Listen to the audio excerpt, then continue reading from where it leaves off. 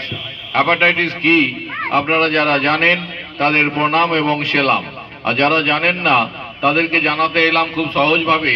আসুন আমরা দেখে নিই যে হ্যাপাটাইটিস কয় প্রকার। বন্ধুগণ, মা ও বোনেরা, হ্যাপাটাইটিস 5 প্রকার। Hepatitis A, B, C, D এবং ই। এর মধ্যে যে কোনো একটা ভাইরাস যদি আমাদের মানব শরীরে প্রবেশ করে তখন তাকে বলা হয় হ্যাপাটাইটিস।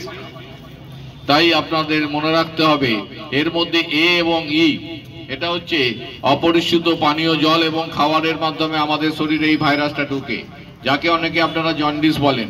জন্ডিস কোনো রোগ নয়, একটা রোগের লক্ষণ মাত্র। চোখ হলুদ হয়ে যায়, হাতগুলো সাদা হয়, গায়ে সাদা সাদা ছোপছাপ হয়, এগুলোকে বলা হয় জন্ডিস। কিন্তু প্রকৃতপক্ষে এটা একটা লিভারের অসুখ। এই লিভারের অসুখের জন্য দায়ী হচ্ছে এ এবং ই নামক ভাইরাস। এই এ এবং ই এটাকে কি করতে হয় আপনারা একটু দেখে নিন। সেটা হচ্ছে আমাদের মায়েদের বেশি দায়িত্ব। মা আপনারাই বেশি বাসন মাত্র রাত্রিরে মেজে রাখেন। তারপরে কি হয়, তারপরে সকালবেলায় ছেলে খেতে চাইলো, ছেলেকে যখন খেতে দিচ্ছেন আগের দিন যে বাসনগুলো মেজে রেখেছেন তার থেকে একটা জামবাটিতে করে মুড়ি খেতে দিলেন। কিন্তু আপনি কি জানেন মা, ওই রাত্রিবেলায় বাসনগুলো ইঁদুর চাটতে পারে, বিড়াল চাটতে পারে, আরশোলা চাটতে পারে। তাই মনে রাখতে হবে আপনি খেতে দেওয়ার আগে সকালে আবার ওই জামবাটিটা আরেকবার ধুয়ে নিতে হবে। আপনি উঠান ঝাঁটাতে ঝাঁটাতে খেতে দিলে হবে না, হাতটা আপনাকেও ধুতে হবে, যে খাবে তাকেও হাত ধুয়ে খেতে হবে। এইভাবে পরিষ্কার পরিচ্ছন্নতা অবলম্বন করতে হবে। দেখবেন এখন পাড়ায় পাড়ায় অনেক বিউটি পার্লার আছে। হ্যাঁ, কেন মায়েরা একটু ফেসিয়াল করেন, গালগুলো ঘষে, ভালো কথা, ফেসিয়াল করবেন। আর রান্নাঘরটাকেও তো ফেসিয়াল করতে হবে। 2 মাসে একবার রান্নাঘরটাকে একটু ঘষে মেজে পরিষ্কার লাগবে বলে আমি বলি ওটা করুন। আর আমাদেরও রান্নাঘরে ঝুলগুলা ঝাড়ুন। হ্যাঁ, আমরাও গোপদাড়ি কাটি, রান্নাঘরে দাদারা হেল্প করবেন বৌদিদের, যাতে ঝুলগুলো না থাকে। এইভাবে যদি পরিষ্কার থাকেন, জলটা যে পাত্রে রাখবেন সেই পাত্রটা সপ্তাহে 1 দিন অবশ্যই পরিষ্কার করে ফেলে দিয়ে শুকনো করে আবার সেটাই জল রাখুন। আর জল যেন হাত ডুবিয়ে না খায়। এইভাবে থাকলে এ এবং ইর হাত থেকে আমরা সুরক্ষিত থাকতে পারবো। এইবার যে কথাটা আসল কথা, সেটা হচ্ছে হ্যাপাটাইটিস বি। এই হ্যাপাটাইটিস বি ভাইরাস যদি একবার কারোর শরীরে ঢুকে যায়, পৃথিবীর কোনো স্বাস্থ্য পরিষেবা নেই তাকে নির্মূল করবে। কোনো ডাক্তারবাবু, কোনো জ্যোতিষী, কোনো জাদুকর কেউ নেই তাকে ভালো করবে। তো যতদিন পৃথিবীতে বেঁচে থাকবে এই ভাইরাস নিয়েই এবং ওষুধ খেয়ে ভালো থাকতে হবে। তাই আপনাদের বলি এর যেমন ওষুধ খেয়ে ভালো থাকতে হবে, কিন্তু এ যাতে না হয় তার ব্যবস্থা আছে। সেইটা জানানোর জন্যই ম্যাজিক দেখিয়েছি, যাতে আপনারা এক জায়গায় আসেন। এটা হচ্ছে হ্যাপাটাইটিস বি হাত থেকে বাঁচতে এটাই হচ্ছে আপনাদের সেই মন্দির মসজিদ। কিরকম না, এলাকায় কেউ মা হতে চলেছে জানলে আপনাদের প্রধান এবং প্রথম কাজ কি হবে? শীত গ্রীষ্ম বর্ষা আমার আশা দিদি ভরসা।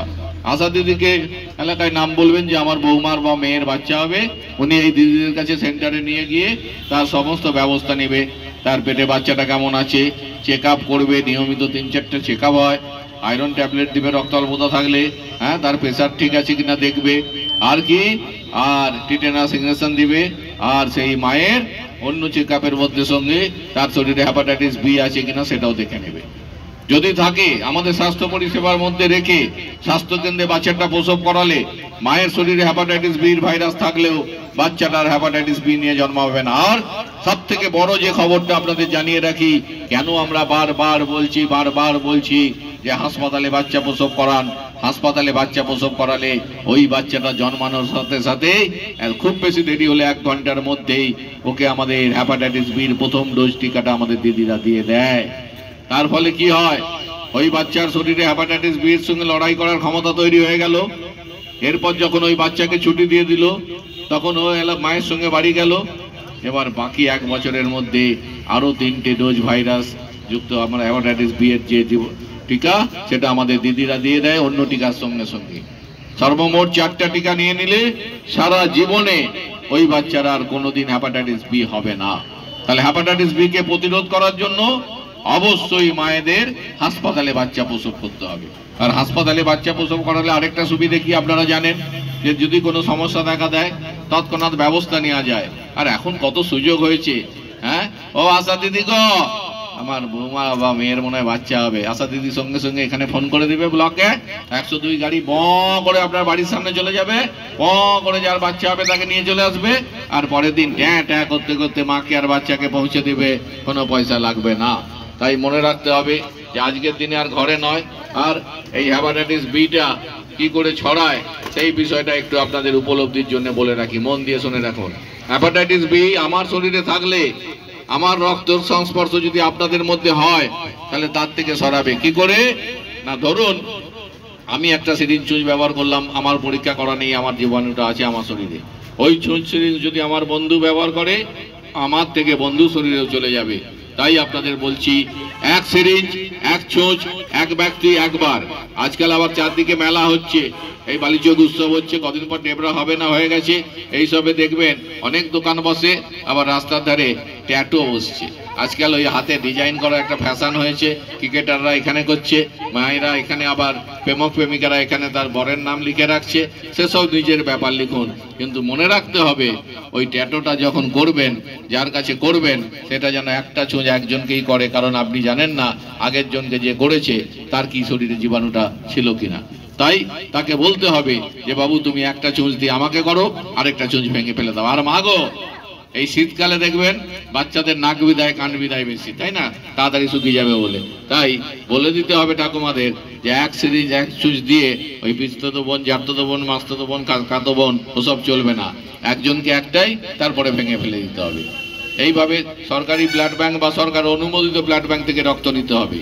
এইভাবে যদি সতর্ক হই, তাহলে হেপাটাইটিস বি ভাইরাস আমার শরীরে ঢুকবে না। তাই বন্ধুগণ, এই যে লিভার, এই লিভার নষ্ট হয় কি করে? বিপিন বাবুর কারণ সুদাতে। হ্যাঁ, কেউ বলে অ্যালকোহল আর কেউ বলে ভাকু তেল। হ্যাঁ, ওটা খেলে, বেশি করে লিভারটা নষ্ট হচ্ছে। আবার ওটা খেলে ওর সঙ্গে একটু চাট লাগে, চাট, হ্যাঁ, একটু শুকনা লঙ্কা মুংলা, একটু ঝাল ঝাল, তেল তেল, কি গো দাদা, খেয়ে লিভারটাকে পচায়, তখন আর কিছু করার থাকে না। তাই বলি, আমাদের লিভারকে যদি ভালো রাখতে হয়, তাহলে ওই মদ থেকে দূরে থাকতে হবে, নেশা থেকে দূরে থাকতে হবে। তাহলে কেমন থাকবো? এই ফুল যেরাম, এই ফুলের মতন সুন্দর থাকতে পারবো। তাই স্বাস্থ্য দপ্তরের পক্ষ থেকে আপনাদের আহ্বান করি যে আসুন, আমার লিভার আমার ভবিষ্যৎ। আমি নিজেকে ভালোবাসি, আমি যদি আমার পরিবারকে ভালোবাসি, আমি যদি আমার ছেলে মেয়েকে ভালোবাসি, তাহলে অবশ্যই আমরা প্রতিজ্ঞাবদ্ধ হতে হবে যে আজ থেকে আমাদের নেশা ত্যাগ করতে হবে। তবে হ্যাঁ, এটা ঠিক, একদিনে তো নেশা ত্যাগ করা যায় না, আস্তে আস্তে করতে হবে। অন্তত 1 বছরের মধ্যে আপনি সিদ্ধান্ত নিন যে আমার জীবন নষ্ট করে আমার পরিবারকে ধ্বংস করব না। সেই জন্যই আমরা আমাদের ডেবরা ব্লক এবং সুপার ফ্যাসিলিটি হাসপাতালের উদ্যোগে আমাদের চারদিকে ব্লকে বিভিন্ন জায়গায় আমাদের এই প্রচার চলছে। এরপরে আমরা কলেজে যাব, কলেজেও আমরা একই কথা বলবো, যাতে আপনারা ভালো থাকুন, সুখে থাকুন, শান্তিতে থাকুন। এই বলে আমাদের অনুষ্ঠান শেষ করলাম। ধন্যবাদ।